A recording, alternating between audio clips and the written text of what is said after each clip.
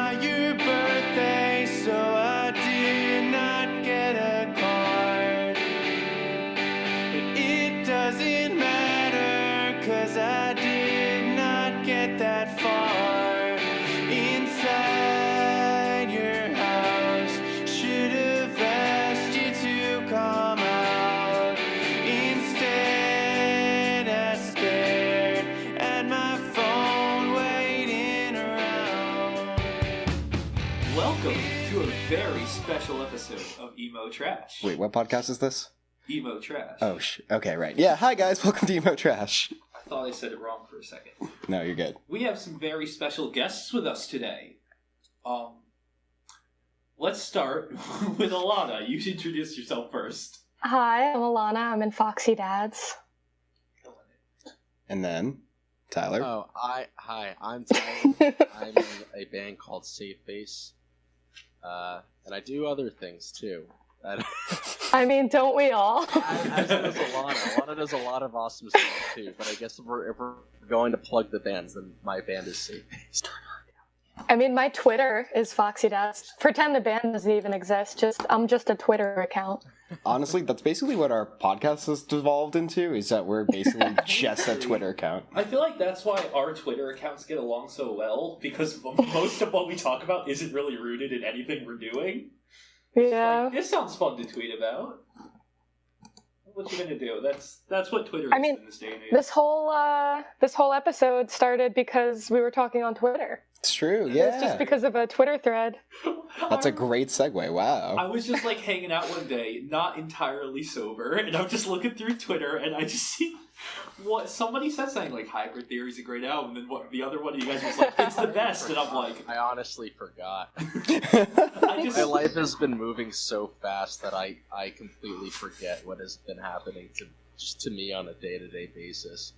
Now I vaguely remember that, yeah, we were talking about Hybrid Theory, I think, right? Did Yes. I just say it was a good album?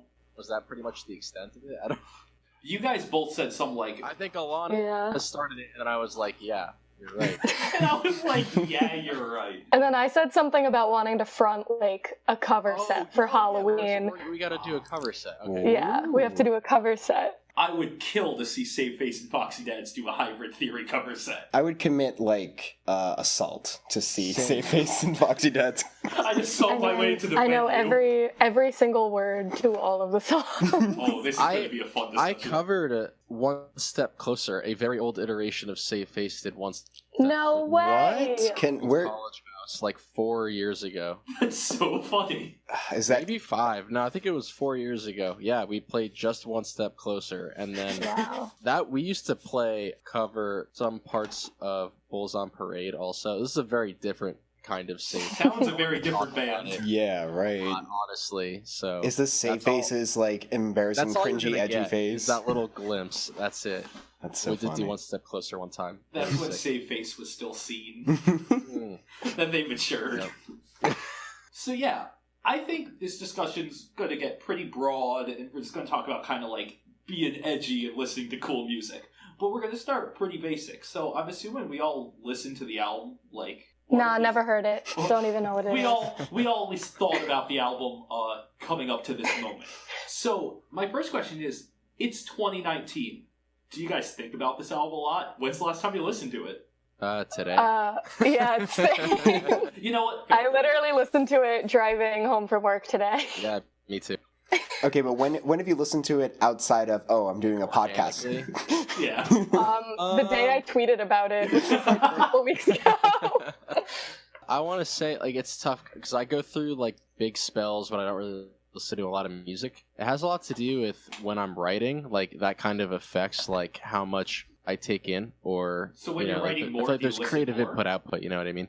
Mm-hmm. I feel like I've been listening to music more and more lately, but for a little bit, a lot of last year, I didn't listen to a whole lot. Before today, probably not for a while, but I definitely go back to it, I would say, semi-regularly. All right, interesting. Yeah, I go back to it pretty regularly. So, what do you think of it in 2019? How does it hold up? Well, I just think it's funny. I feel... It's a great I think I think it's funny. I just think it's funny. That's it. That's the episode. No, I think it's kind of funny though that we're doing this episode because like historically in the past I felt like people always hyped Meteora over Hybrid Theory, which is also a great record. That's and really... I like it a lot. I always really, really liked Hybrid Theory a little bit more. And I mean, there's definitely reasons for that. I mean, it was, if not the first, the second CD that I bought with my own money in the third grade. It was this one and Young and Hopeless by Good Charlotte. I feel like this just shows how much older you are than me. Because I remember this was one of the first CDs I ever owned because I stole it from my older brother who was already over it by the time I took it. Yes. He was like, "Oh, Linkin Park's not cool anymore." So like, "I'll take it." Yeah, no, I like, I don't know if that probably, there's like some unfairness nostalgia there that might just kind of, I feel like that happens with I think a lot of people will attach themselves to earlier works a lot of the time, not always, but a lot of the time with certain artists. And I think sometimes maybe there's some truth in, depending on the artist, depending on the record, their earlier work being, quote unquote better or maybe a little bit more successful at accomplishing things as a piece of art. But I think there's also like an unfair nostalgia advantage, really. I would also what say, I mean? I think it's worth noting, especially in Linkin Park, they have the edge of innovation. Hybrid Theory was something people just hadn't heard. Yeah, and I don't mean to take it totally, because I'm sure we could just talk about that for a while, but I only bring it up because in terms of your question, what do I think about it in 2019? Well, it's like completely ingrained like in my like musical DNA, because it was like one of the first things that I like decided to buy. It was one of the first pieces of music that wasn't just like shoved down my throat by like my parents. So could you say Linkin Park is crawling in your skin? Oh no. Wow. Oh no, I was waiting for that one. Somebody say something. Listen, I didn't get into emo music until my freshman year of college. My only contribution to this entire episode is going to be bad puns around Linkin Park songs. So get ready for that. I do think that's really interesting, Howard, though, because when a few days ago I put out a tweet that was like, "What's your hottest take on Hybrid Theory?" And I want to say Steady Fire and Chow Sand, who are two pretty good bands, both responded in almost exact wording that Meteora is better. Yeah, and it's a great record. And I think the thing is with Meteora, it does a lot of the stuff on Hybrid Theory, but in new and interesting ways. It's definitely an expansive record. It's just, Hybrid Theory is just front to back, like undeniable. It is undeniable. While everybody else in music is arguing, Hybrid Theory or Meteora, I'm out here like standing the album they did with Jay-Z. Like, to me, that is the top tier Linkin Park. I don't know, like, I obviously, like, I know, like, the Numb remix, of course, or whatever. Like, I don't know what that's called. I guess Numb. I don't know. That entire album. But I don't really know what else is on that, like off the top of my head, if I'm being honest. It's just really good. I'm sure I listened It's better than the Jay-Z songs on their own, which is like a feat in itself, because a lot of those Jay-Z songs were already really iconic. Yeah. But it's also, like, to me, it's better than the Linkin Park songs on their own. Damn. Because it's two people talking about two totally different things in their lives. Mm-hmm. But they're doing it in such a cohesive way that I just think it's like very interesting. That's cool. Do y'all remember when Jay-Z did the intro for Infinity Over High? Thanks, Rob. Good contribution. Like, why was Jay-Z all up in his emo bands? What the heck? What happened? Are you okay, Jay-Z? I have a very vivid memory of being at my grandparents' house and my cousin who's like, so I'm 22. My cousin's like 6-7 years older than me. I have a very vivid memory of him looking at me and basically being like, Reanimation by Linkin Park is one of the coolest albums to ever exist. If you think you like rock music and you're not listening to it, your music's trash. And I'm just like, okay. I'm listening to like All Time Low and Sum 41, and I'm just like, okay. Well, here's another thing is, what's Jay-Z doing with all these emo bands? Are you saying Linkin Park's an emo band? Is that your take? Linkin Park is new metal. That is a true end of discussion. Well, no. I would put a mark on this.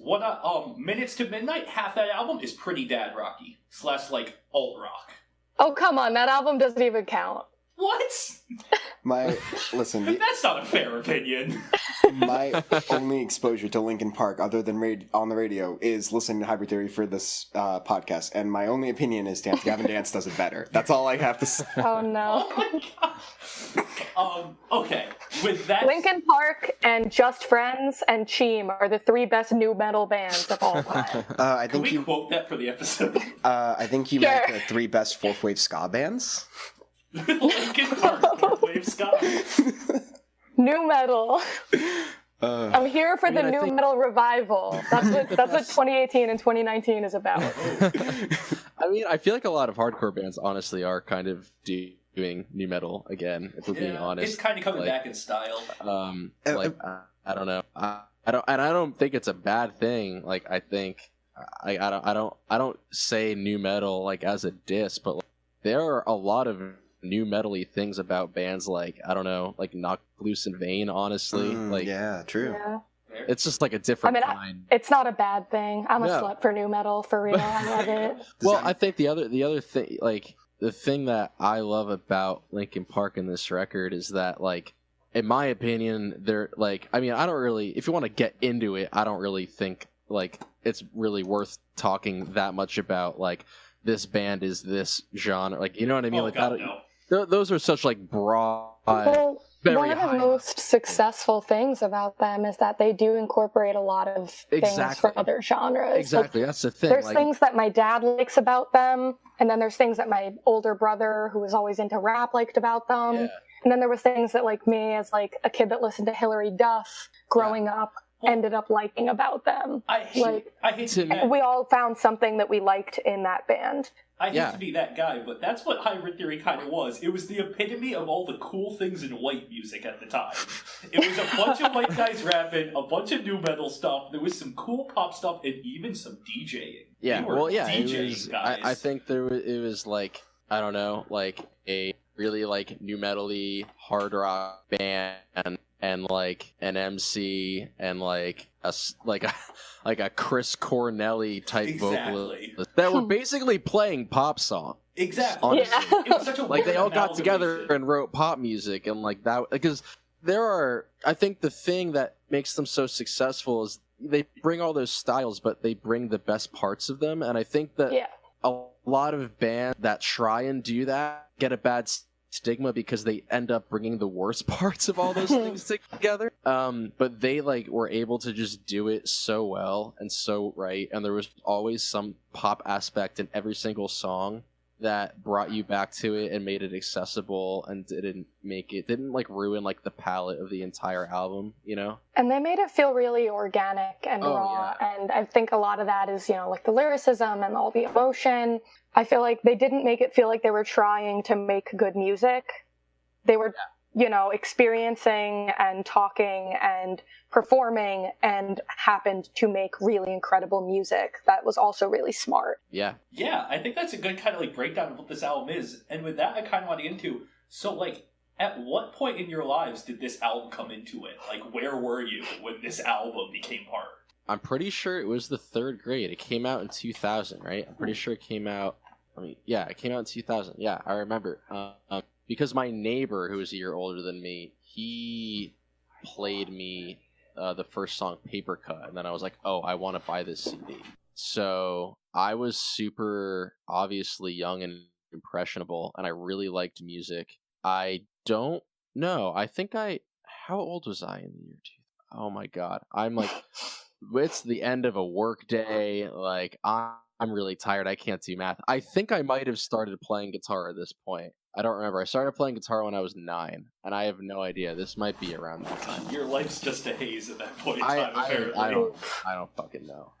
But I mean, it was. What were you listening to then? What was I listening to? Yeah, where were you in your musical journey?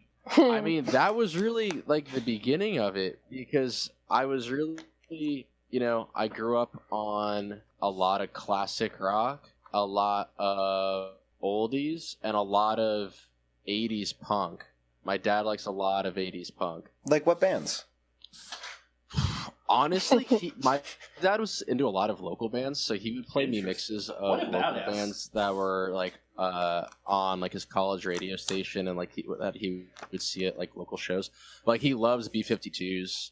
Okay. Alright. You know what I mean? That's a cool like musical culture to grow up in. Yeah, no, it was definitely super broad, but I really, really just I think it was such a good introduction to aggressive music for me, because like Linkin Park is harder than like half the motherfucking hardcore bands out right now. You know what I mean? Like they are hard as fuck, which is fine. It's not a competition. Those might be fighting words, but we'll find out. Well, I mean, Safe face proclaimed Linkin Park harder. Well, they're good as fuck, and I mean, I at least in hindsight, I can say that like Chester was always such like an inspiration to me because of how versatile he was. And you know, it's something that like I guess especially when I started to get involved in a local scene and wanted to like, you know, write music and, you know, play it and all that, like I think the one thing that I identified is at least in the immediate scene that I found myself in, I didn't find that a lot of people were singing in like I don't want to say, I guess they were writing vocal parts for their songs that I felt were not dynamic. I felt like they were not using their full range. They weren't using like the full capabilities of their voice. Simple to you. And Chester, literally, listen to that Hybrid Theory. He's all over the place. There are some incredibly intimate, like, you know, vocal parts. There are some really solid, just like mid-register parts. And then his like crushing screams that are, you know, goals. Like they sound so fucking good. His voice breaks up so well. And that was like super inspirational. Still is. Always will be. He was so good, you know? And the performances on this record are just, they're second to none to me. You know what I mean? I think that stuck with me for sure. Are there any tracks on this record that like especially stand out to you as being like this is Linkin Park? Like if you had to sit somebody down who had never listened to Linkin Park before and play them one song off Hybrid Theory, which would it be? I mean, for me, like the first thing that got me into them was like the beginning riff, like the first thing you hear on the album in Paper Cut. That like weird riff just pulls you in. Yeah. All right. Yeah, I don't know. Like, it's if I had to pick one song off Hybrid Theory, Paper Cut's a really good one. Honestly, I think that's why it's early on in the record. It's pretty all encompassing. And it pulls you in. There's something about it. Yeah, and like there's a lot of Mike on that, and he also Mike kills it. Like Mike's bars are sick. Like he's also really dope. Yeah. So Ilana, where were you? So for me, I definitely got into them like way later. I was always that person that kind of was like so behind in music that I was ahead. I would just listen to whatever I saw on like anime music videos in middle school or whatever my brother listened to. Two solid sources. Yeah, sound system. Yeah, so I was always a little bit late. Like by the time I was getting into Linkin Park, I feel like most people were already kind of over them. What era was it? Do you remember like what? I don't. I was definitely in like middle or high school, probably like 8th grade maybe. Okay. So that was like 2008. So about 8 years after Tyler listened to them. Better late than never, right? I definitely remember like a Full Metal Alchemist anime music video that got me into it. For sure. Way.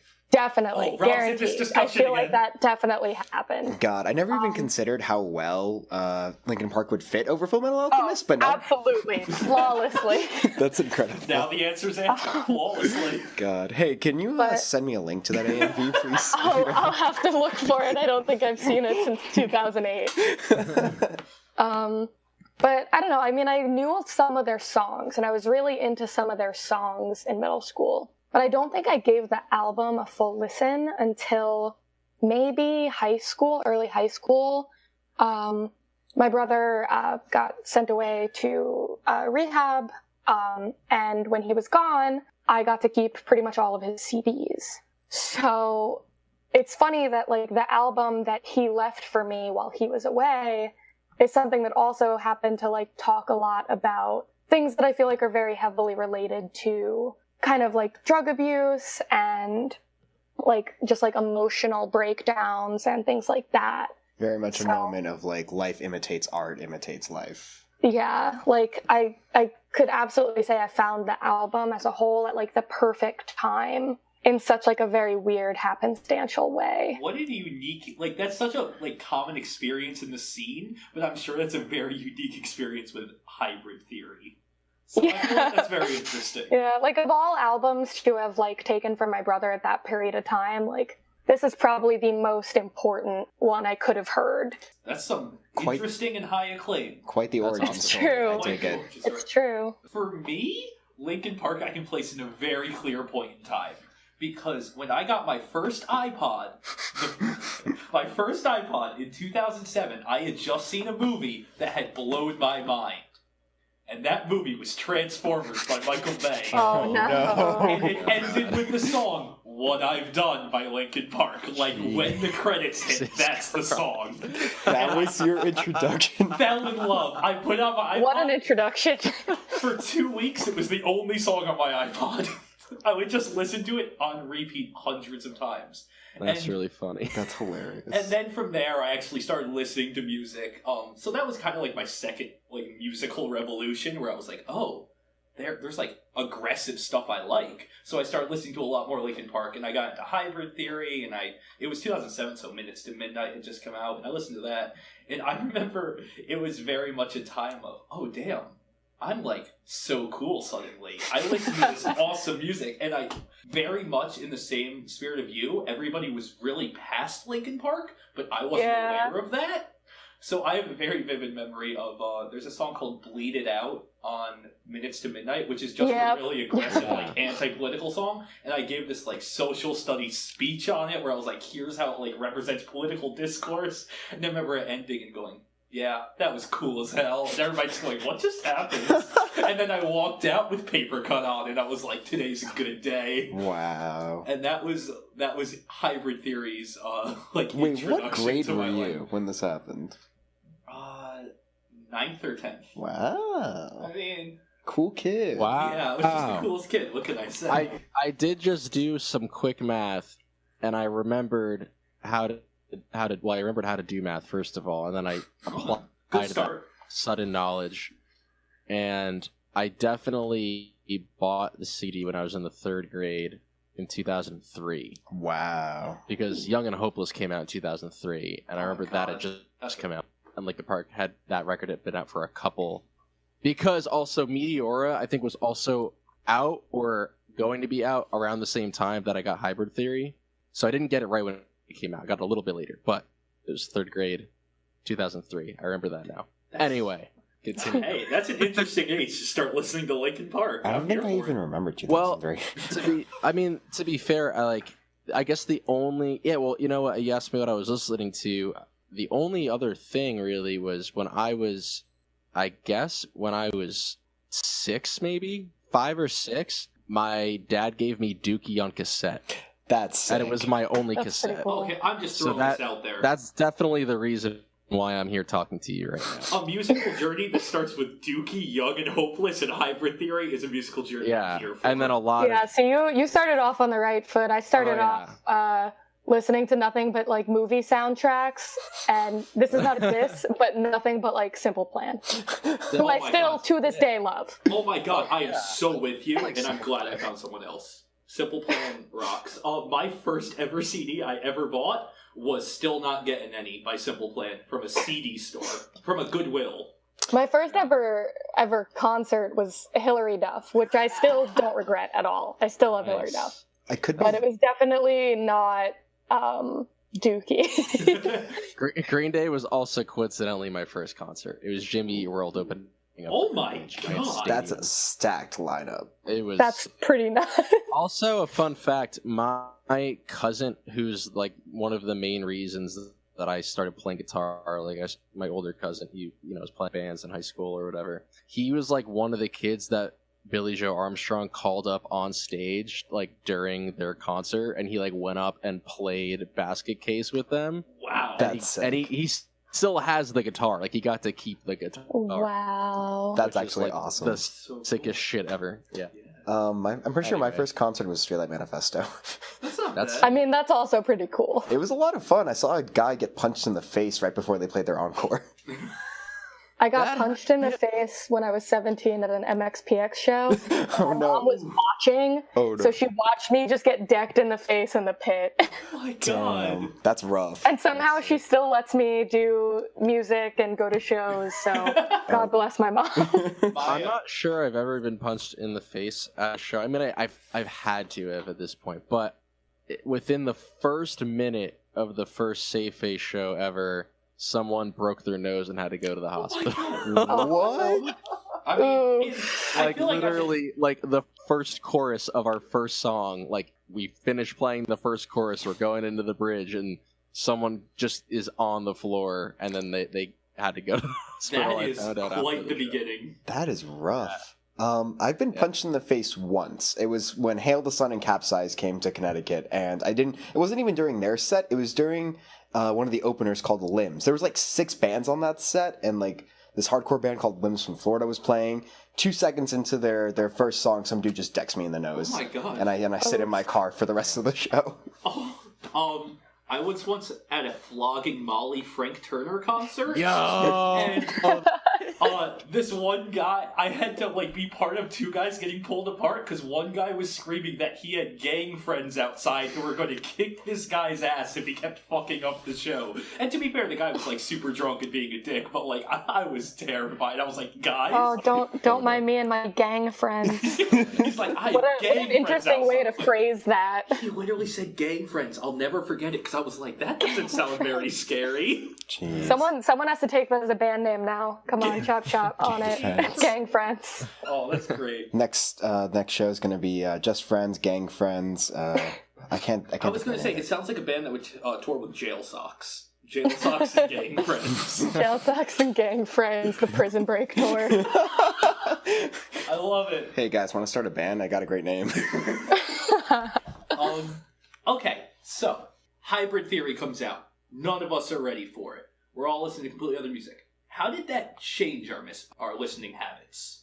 Did it change your outlook on music? Did it change what you were into? I mean, yeah, I wouldn't say it pivoted it, you know, because like I had at least heard some things, you know, like Hybrid Theory is way different than maybe Green Day or Good Charlotte, but it is, you know, like contemporary rock music.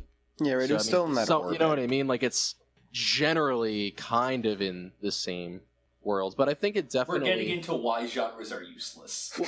Yeah, I don't know, for real. But like also like I guess I could kind of like compare it to like how when I was in middle school, the end of middle school, a lot of my friends were getting into metalcore, and I didn't like it. I didn't like music where there was just only screaming. But then I heard Parkway Drive, and for some reason something clicked, and like I got way into metalcore for like a couple years because there was just one band that kind of like changed my perspective on it.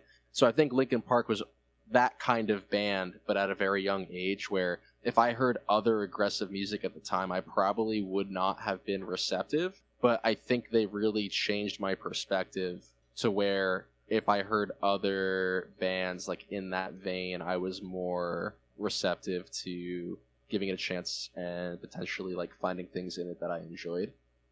So I would say that definitely had an impact on my listening habits and an impact on like my journey in discovering more, you know, new music. Yeah, I don't know. For me, it was kind of similar, but with more like hip hop, because there is a lot of like rap influence on that album. Sure.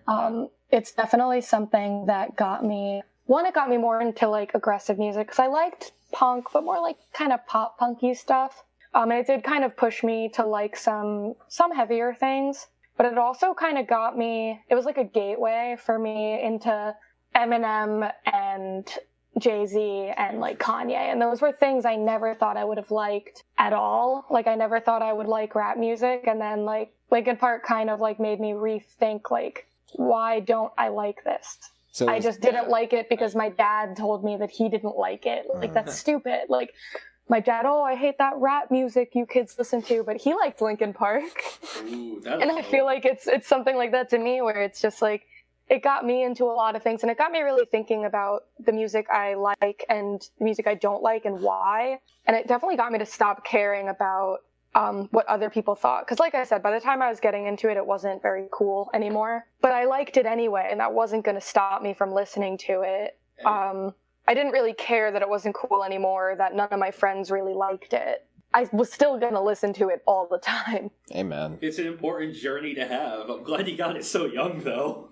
Like, yeah. That's a good I time think to the get one other thing I would say too is like sort of like springboarding off of that. Like, yeah, hip hop is definitely another thing for me that was probably like an introduction to a style of hip hop that I definitely liked a lot. But I think like a more broader form of like that same perspective would be it was a type of music that had so many interesting sounds and textures that I had never heard before in music, because that's the thing about like, you know, Dookie or a good Charlotte record is it's two guitars, a bass, drums, and vocals, and you know, maybe there's like some layers of harmonies, and there's some cool effects here and there on that good Charlotte record, I know for sure.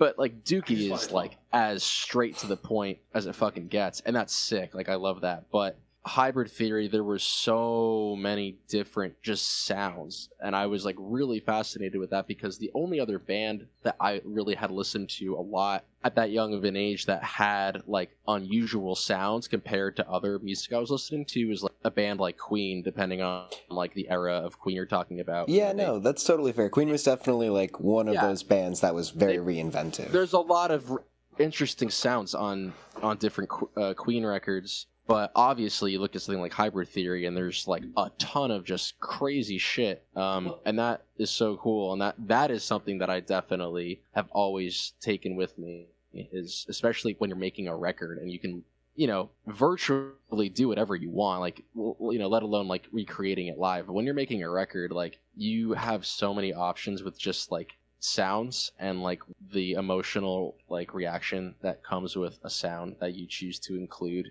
in a song.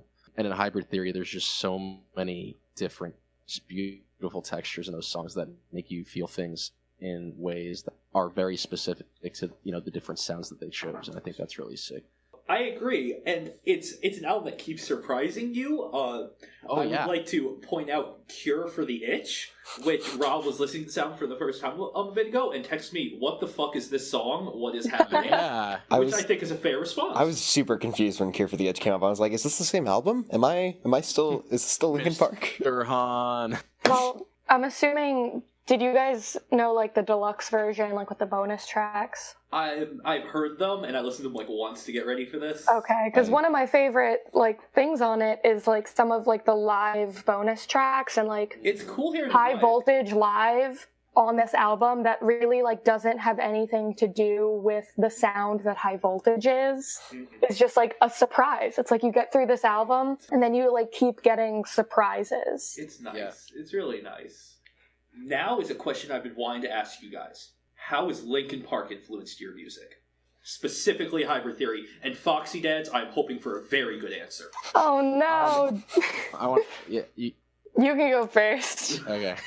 I mean, I definitely touched on the fact that like they were one of the first, you know, bands that like I got into sort of independently of, you know, like, yeah, like I heard like Paper Cut from my friend, but like it felt like the first kind of artist that was like really like my discovery, because I really only knew one other person who knew it. So it wasn't like, you know, it's different when like everyone tells you like you have to listen to this band, and like when you find out about a band like for the first time and like you just did it organically, you know what I mean? Like that's like a different feeling kind of. So that was like really one of the first, maybe it was like I keep saying it was them and that like a Charlotte record. Those are the first instances that I had that were like that. So much of that record is just like, whether I like it or not, they are like ingrained in the way that like I feel like I listen to music and the things that I want to hear in music. You know, I talked about, you know, just Chester's vocal prowess and how he was able to cover all of those different styles. Like that is and will forever be like something that like I aspire to be, just like with his control and the different ways that he's able to emote just through singing is crazy. And I don't know, like it's like I said before, I feel like there's so much pop sensibility, but it's not presented in that way at all. I think that's like a really cool thing where, I don't know, you can like write really interesting songs that accomplish things in interesting ways. And really like the genre or the style, like it's like paint on the car, you know what I mean? Like it's still like a good song. Like you could probably play a lot of songs off Hybrid Theory with like an acoustic guitar, make them sound super pretty, I'm sure, you know what I mean? Very Like, interesting for example. point. Yeah, actually. Wait, weren't you doing like a series of acoustic covers on your Instagram? I remember. Yeah. Maybe I'll do. I probably could. You do gotta You now. have to now. Oh, now it's been ingrained. That'd be cool. Like that'd be cool as fuck. And like that's what I love about this album so much. And like I think that's something that like, especially when I write songs, like typically a lot of them have been written just on acoustic guitar, and then it's like building them up from there and like adding like different layers after like the core idea is established. And I don't know if that's how they wrote the songs, but like that's how I sort of, That's how you ingested them. You saw them as like a core idea with layers Totally. and different things built on top of that. Totally. Also, I guess I probably saw Green Day first, but it must have been my second or third concert was Linkin Park. Ooh. It was the most fucked up lineup ever. This was in 2007. Okay. There was like, it was a festival. It was Linkin Park's festival at Madison. No, not. It was at PNC. It's pretty much like big shows happen there. I think like Warped Tour always happens there to give you an idea on like just how Okay, big gotcha. like the grounds Helpful. are, you know. So they have like a big amphitheater type thing and whatever, and you can just get, the thing was to just always get like the lawn tickets were never that expensive, usually, depending on the show. I don't remember what it was back then, and it was like, I think it was like a birthday present to me or something. But it was like, do you guys remember Seosin? Oh, Yeah. oh, Yeah. So Seosin played. Okay. This band, Medina Lake I don't played. know. Never heard of them. super old band, super in the vein of Seosin. This band, The Bled, played. This band, do you guys know Mindless Self-Indulgence? Oh yeah. Oh my Oh, goodness. yeah. Played. That's crazy. Definitely. This That's band, awesome. Julian K played. This band, Placebo, do you know Placebo? I've heard of them. No. Nah. Played. Him played. This is getting weird.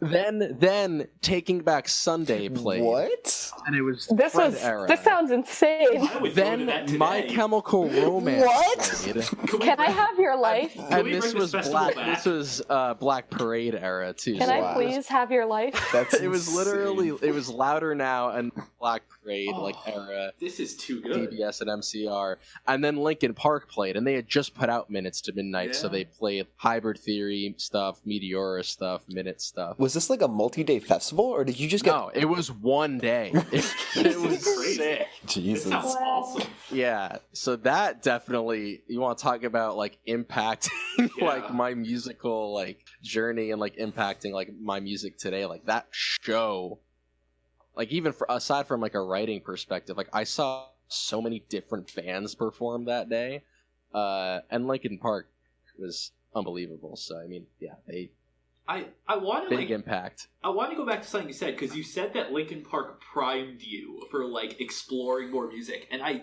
Yeah, for a bunch of people I've talked to, including myself, that seems to be one of the main things this record did. Because I didn't even get super into Linkin Park, but Linkin Park for me was also the moment where I was like, oh my god, there's bands that have like discographies, Yeah. of other interesting music that I totally, can like yeah. explore and look through. absolutely. And even though Linkin Park didn't speak to me that way, there were there were 3 songs of that era that really got me into that. And the first one was What I've Done.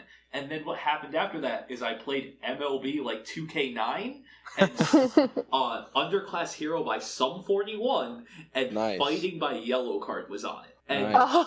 Yellow Card became my favorite band for like I have 4 so years. many Yellow Card vinyl in my apartment right Can I- now. Yo, Can I You have have no idea. Yellow Card was actually my first show with Every Avenue and Go Radio right after Jason left Mayday Parade and was still bitter about it.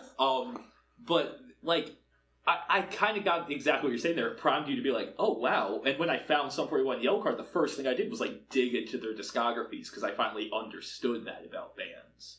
So I definitely think that's something Hybrid Theory did for like a lot of music listeners. Yeah. It showed them deep I would cuts. have to think so. Yeah.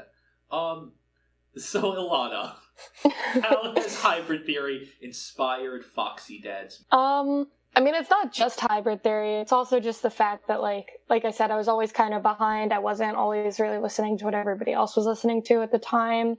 Definitely kind of got me to think outside of the box. I feel like right now, a lot of DIY is kind of an echo chamber. A lot of people I know just listen to the same bands, talk about the same bands, go to the same shows. So I kind of like listening to things that other people maybe aren't listening to right now and drawing influence from not just, you know, what's hot and what's new and what's cool and what's in, but just whatever I want. And a lot of that is inspired by Linkin Park, which is a band that kind of took what was new and what was cool, but was also doing their own thing at the same time. And I really like that. I try not to do what other bands do. I mean, I don't even have a drummer. I like drum tracks. Some of my songs have like trap beats on them, and some of them are like acoustic indie songs. And this next album that I'm working on in a few months actually is going to be a little bit more hip hop inspired. Ooh, that's interesting. So I try to like keep things open. I try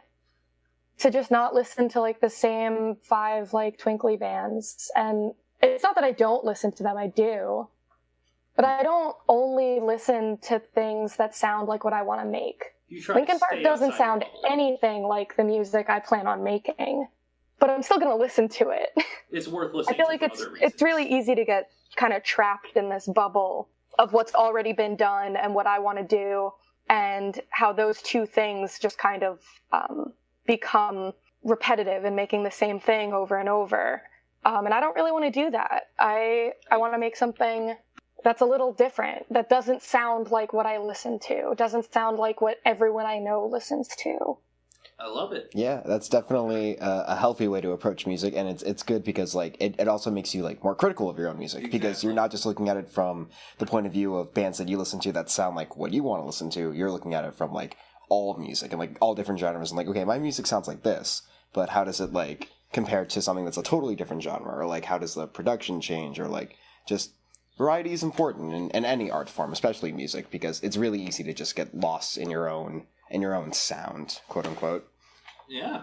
Okay. Yeah, no, I feel like sometimes people will say, like, oh yeah, you sound like this band, you should check them out. And I'm like, I don't want to check them out. I want to check out something that doesn't sound anything like me at all. Why would I want to listen to Foxy Dads and Save Face in this. We're 2 totally different bands. That's true, yeah. This is definitely a hybrid of genres. Yeah, so I think that kind of brings everything together. Yeah, that wraps it up pretty well. So, in 2019, going on to bigger, better things, are you recommending people check out Hybrid Theory? Do you think it's required listening for a certain like scene or a certain genre, or just for everybody, or what? Actually, there's a book called 1001 Albums You Must Hear Before You Die. Oh my god, my friend has that book. Whenever we go to his place, we look through it. It's in there. And the other thing that I'll say is that I don't think a lot of people realize that Hybrid Theory is actually the best-selling rock album of the 21st century. What? I was looking through statistics. It's incredible. Like statistically, yes, I agree with your emotional, assignment of that title, but like actually, factually, based off of like album sales, like it is the best-selling rock album of the 21st century. It's the best-selling debut album since. I was reading up about it just a little bit before. It was the best-selling debut album since Appetite for Destruction by Guns N' Roses. Wow. Really? I don't know how I missed that statistic. That's crazy. I mean, I feel like that makes sense. My dad keeps saying, like, oh yeah, like I can't wait for the day Linkin Park gets into the, Music Hall of Fame. And I just think that's like... Like if even my dad thinks that, then I'm sure it's gonna happen. I'm kind of surprised it's not already in there. I think if I'm correct, they sold 32 million copies worldwide as of last year. Wow. And I think it was 500,000 in the first 5 weeks, so it was certified gold in 5 weeks. And it won multiple Grammys, it won a bunch of awards. Yeah. This, obviously, at least numbers are numbers. Awards are the arts, the cool thing. But there is something to that. Like in terms of recommending it to someone, at least you could say, well, it's not just purely my own like artistic bias and taste, it's like a lot of people fucking like this you record. You can also clearly see the influence in the next few years. You see basically exactly, they liked Hybrid Theory. There's a lot of that. Mm-hmm. I mean, hey, as a computer science major and a lover of math, like I wholeheartedly think that numbers hold significant weight even when it's applied to something subjective like the arts, because like there's a reason that it has a big number tied to it. There's a reason so many people like it, because it does what it wants to do very well. See, I'm not one of those people that like, oh, you have to listen to this, because that goes so against what I believe in the whole everybody should listen to whatever they want regardless of what other people are doing.